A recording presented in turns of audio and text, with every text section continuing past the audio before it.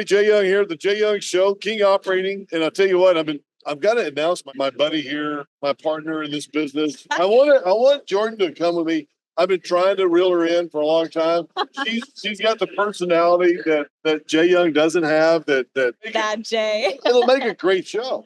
Yeah, I totally agree. I totally agree. New co-host Jordan Soto here. Been in the radio broadcast industry for a long time, and we're excited to kick this podcast off. Absolutely. And right here at Super Doug, John Hopkins. Hey guys, Jay, Jordan, and John. Stay cute. There you go. Yeah. There you go. So I'm with GDP Drilling. We do engineering and project management, consulting, and stuff like that. And so we just came out to see how the industry was doing, and it's a great event. Yeah. So what's the biggest project for you this year? What's let's say last year, revenue did y'all generate? How many deals did you do? Absolutely. Did you do one rig and one person? Did you do 3,000? I have no idea. Yeah. Well, a lot of people probably want to know that. Yeah.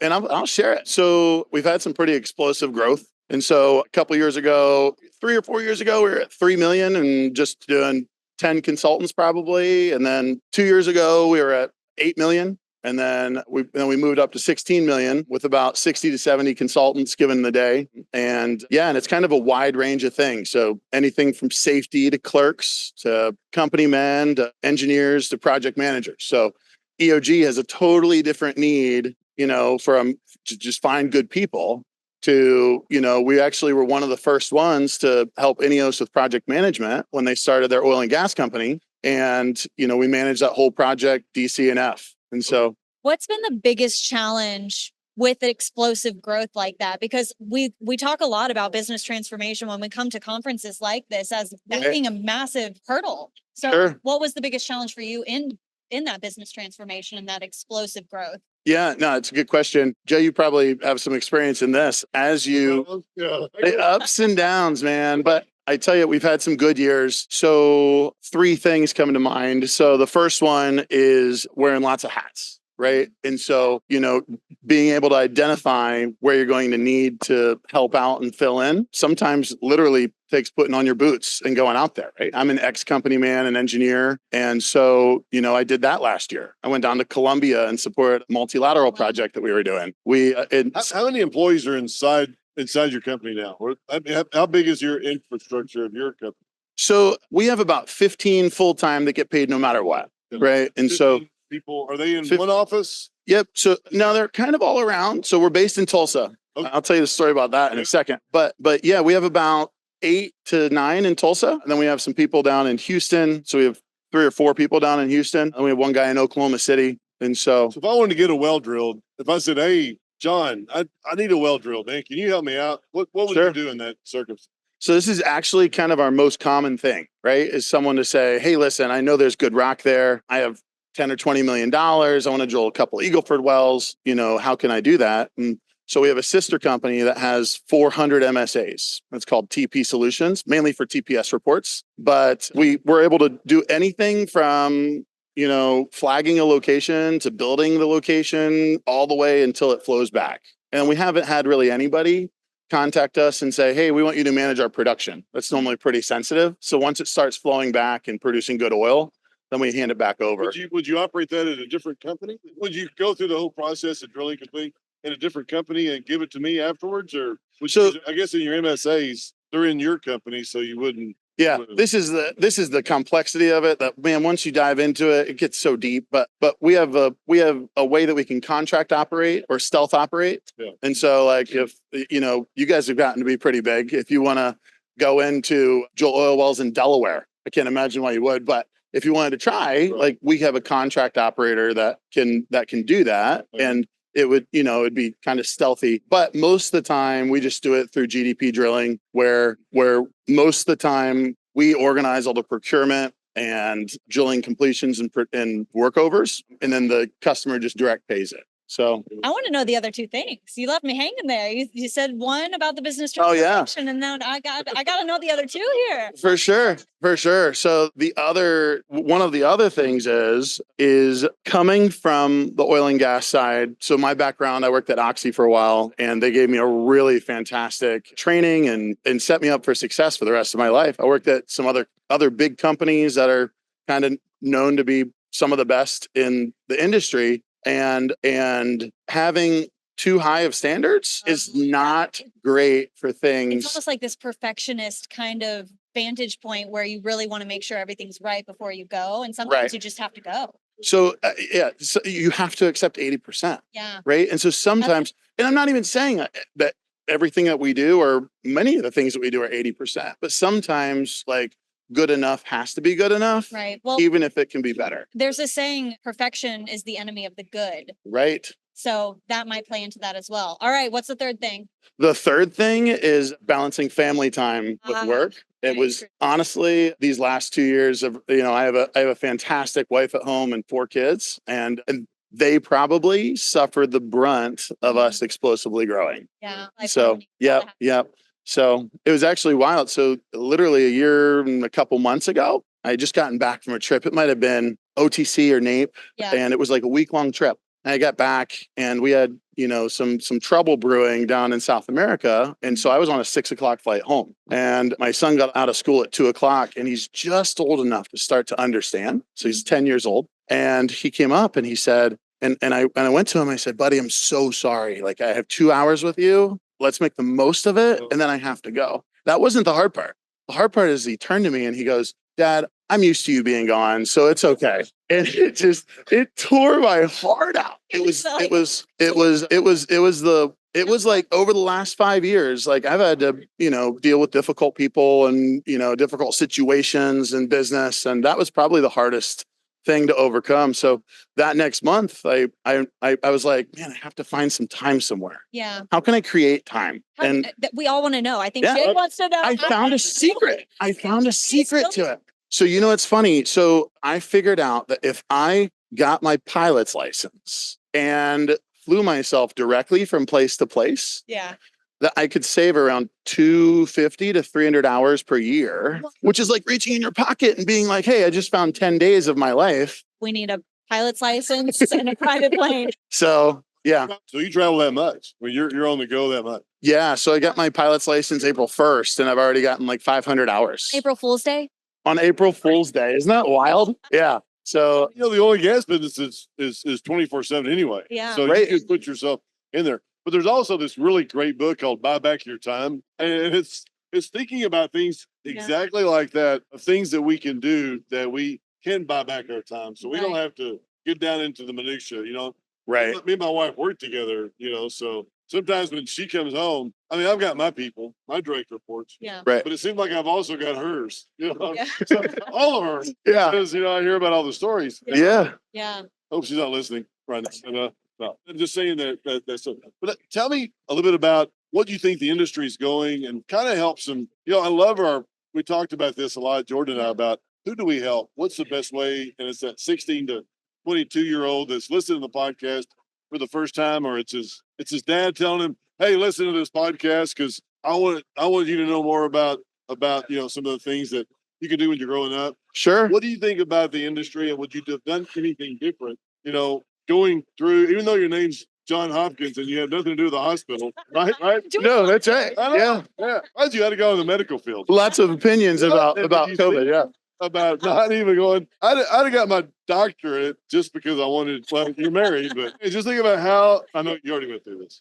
Yeah. Right. I could understand. Yeah, I mean, you got a lot of stories. We don't have time. But listen, I think if you net out the industry over the last 20 years, it's been a fantastic career. And if I think that we do a bad job in the US at anything, even in college, I think it's helping people learn how to manage their money. And so, like, listen, I deal with drilling and completions and workover consultants all the time. They're pretty high paid, like per day and per year. But, several of them struggle to make sure that they, have enough money during the rainy season. Yeah. Right. And you really just kind of have to hold it away and enjoy the slow times, and use that hard work and hard money that you made by being frugal to enjoy the slow times, so that when the fast times hit, then you're going to be charged up and ready to go, and you have no problem. You've already spent time with your family. You've taken them on a bunch of vacations, and you can invest that time to, make good money again. And so financial literacy is Yeah. definitely a big deficit in America. Right. It's For sure. absolute- But I mean, I think one thing that you slightly alluded to was that the oil and gas industry and energy industry is very diverse. There's a lot to it. And also, can we mention that the oil and gas industry has really been at the forefront of innovation since its inception with technology and progressing the world forward. And I think that is also something that's not talked about a lot. Oh yeah. I think that one of the things that people don't understand is if you go and you look at the number one thing that pulls people out of poverty, it's not water. It's not food. It's energy. Yeah. And so and people don't understand that. Yeah. I was up in Seattle for a conference just a couple weeks ago. Did you get any sunny days? So actually, believe it or not, it was beautiful. But we got picketed by a bunch of people that just couldn't understand. And ironically, they picketed us with their North Face jackets on that are made of oil and gas, and they're in plastic signs made of oil and gas and all this stuff. But people just don't understand, Yeah. But we change that. How do we change that? that's a big question. I don't think I can answer. That's Stay very tuned for political. the Jig Show, and we'll let you know. Yeah. I Yeah. think a lot of those picketers are paid. I think 100%. some guy just pays them to do it. Hey, carry the sign up and down the deal. I'll give you $20 an hour. I mean, because they have more money than they know what to do with it. They're trying to make a statement or something too. Yeah. So Yeah. so tell us about, sorry. Oh, that's okay, Jay. Yeah. Tell us about what you would do different in school, or what degree did you get into? Is there anything in particular that you saw that was emerging, or have you seen anything, what you're looking for now? Because you're looking to buy back your time and hire more people and Sure. do all that stuff. 100%. What would you give somebody advice on what field they should go into? So I was voted class clown, which is basically least likely to succeed, and then was a bad kid. Yeah, got sent to military school for 3.5 years down in Mississippi. Yeah, parents will threaten, and then some of the time they actually do it. The things you didn't know of John Hopkins. But so to counter that, I went into the hardest degree I could find, right? Yeah. And so I went into nuclear engineering, Yeah. and then went to go work at Los Alamos National Labs in their primary detonation division for nuclear bombs, which that's the extent of the coolness of that job. So if you could imagine being the tiniest tooth on the tiniest cog, you don't get to see anything big picture. You don't get to see anything to completion. And so I'm going somewhere with this, Jay, is that my degree was very, very, very specific. There were 108 nuclear engineers that graduated in the US that year that I graduated. Oh, And so yeah, it's really small. You can go into research, power, or weapons. And Wow. I wish I probably would have gotten a more broad degree. I wish I would have thought about how I was going to give back to society instead of just how much money I'm going to make. Interesting. Because on your deathbed, you could care less about how much money you're leaving behind, right? It's the experiences, it's what you gave back to society, it's all those things, which is really hard to see 18, 19, and 20. What is Elon Musk then, who's really into nuclear power? Right? I mean, I think it has its place, 100%.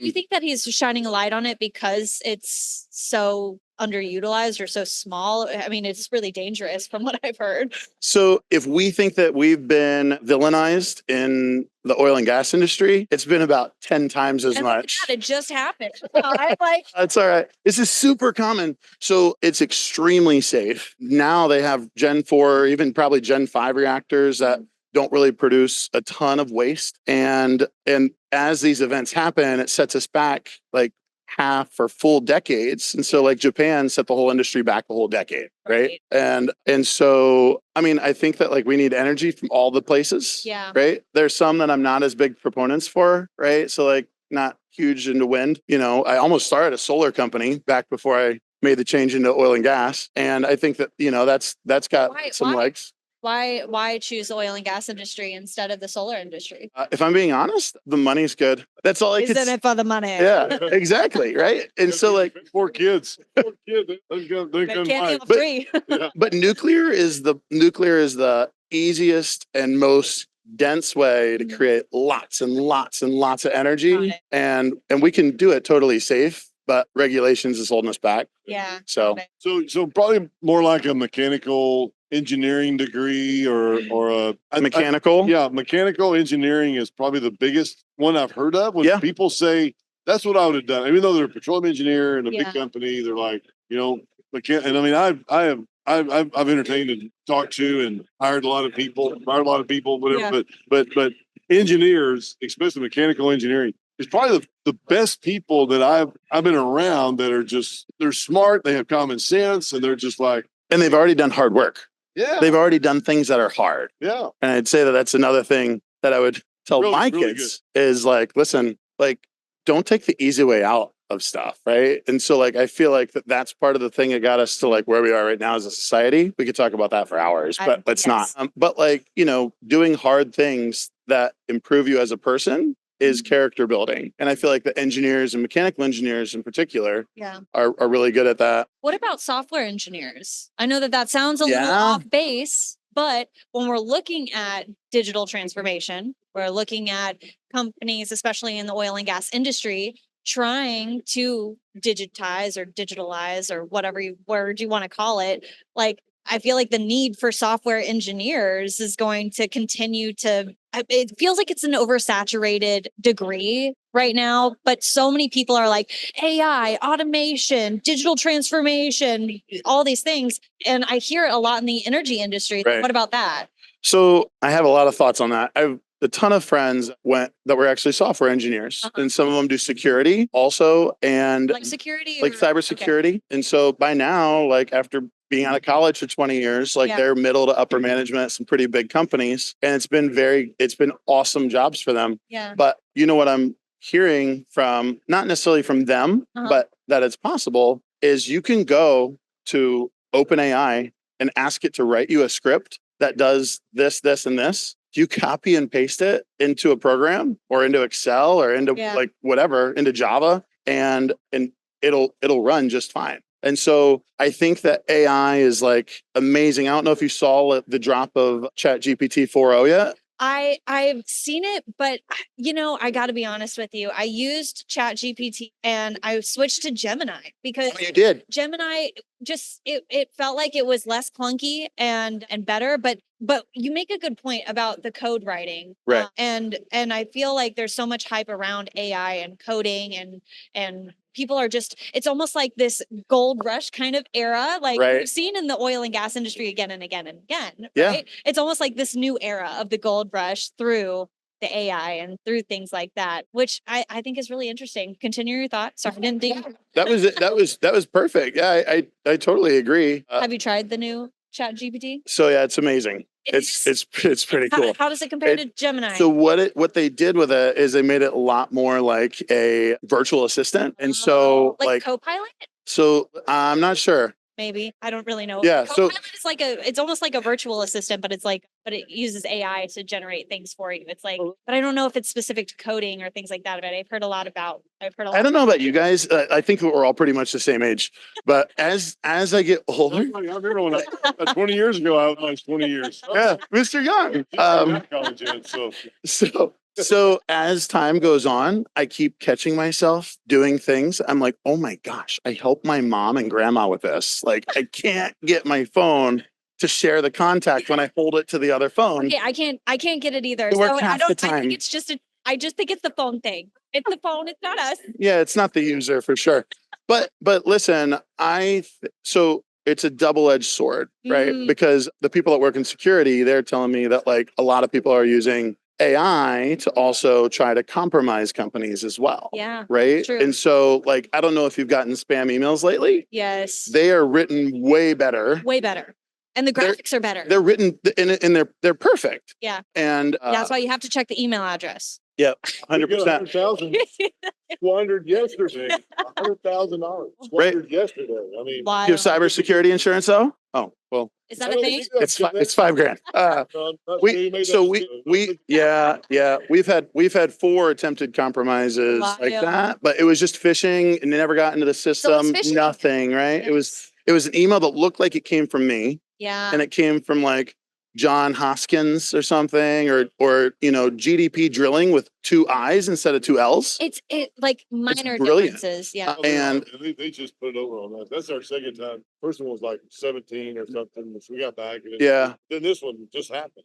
Man, I'm sorry. Man, they just came in and it was like where they knew we were in conversations with this group Yep. But we didn't have Same. we didn't have an account vendor where every one of our accounts is supposed to have an approval, where you have a approval vendor list, right? Right, Where you right. have, you already have their information. You don't need to call and go, all right, so send me your whatever it is. Right. Or Yeah. ACH. Excel or whatever. I've already got it approved from higher ups. We didn't do that. And they'd worked us over a period of time, so we lost that. But anyway, Yeah. no, it's not really But the. I think, I mean, it kind of is though, because what you're talking about is a problem in a process, Yeah. right? Yeah, so- It hurts. It hurts. But I think that these compromises are coming from AI, Yeah. right? So when we're looking at that, right, and we're looking at the susceptible nature of human error, Right. how do you like? I think that there's a direct connection there with where the energy industry and the oil and gas industry is kind of go. Right. They're trying to go with automation, with, you know, NOV, their manless rig that they have. You know, I just feel like it's kind of naturally almost taking on this life of its own and kind of going towards this 100%. manless era. But I mean, but you still, so what does that happen with the job market? What does that happen with people? And how do you continue to, you know, bring people in? Our industry struggles anyway, right? Yeah. So one last thought on that is, so they designed, like when they initially came up with like OpenAI, they thought that it would be most applicable to the medical field or big data, Healthcare. right? Healthcare, big data.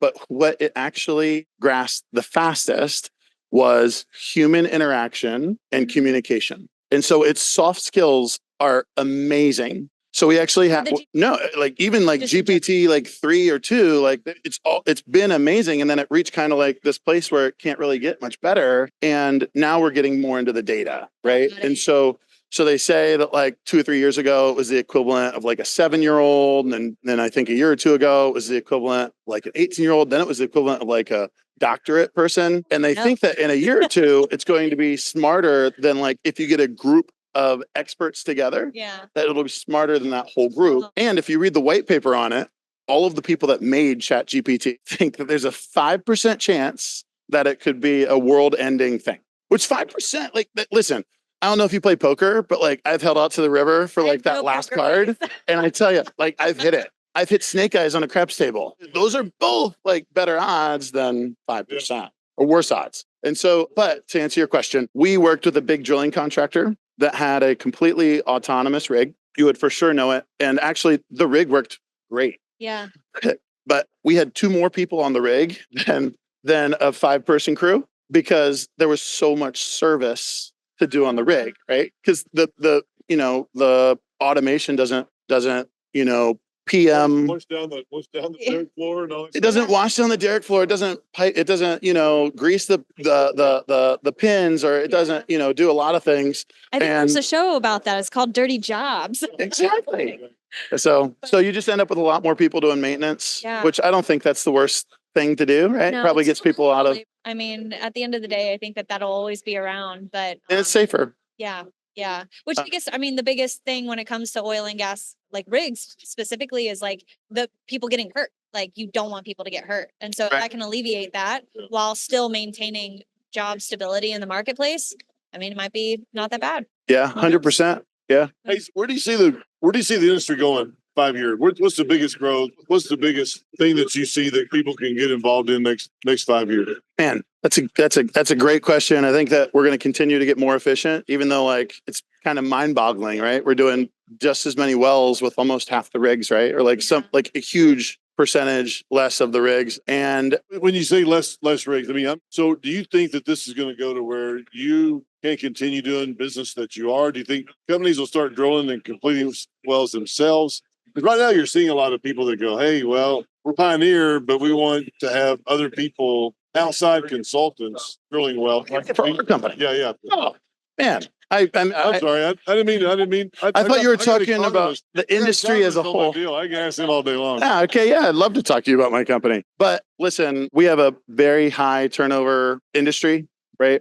And people move around a lot. And as people move around and people move up, they need to be retrained. And so we do training for like horizontal drilling. There's a lot more people that are coming into the space that have investors have actually even approached us, and we're getting into stripper wells now, and which I'd love to talk to you about offline. And I think that you're going to have a lot more family money that just comes to you with money and then a deal and say, hey, listen, I want to develop this deal. So we think that there's a big future in project management. And listen, like you can automate a lot of stuff, but until you can get a computer to like know everything to look for and communicate with all the people on location on a frac job, I think that we're decades out from that.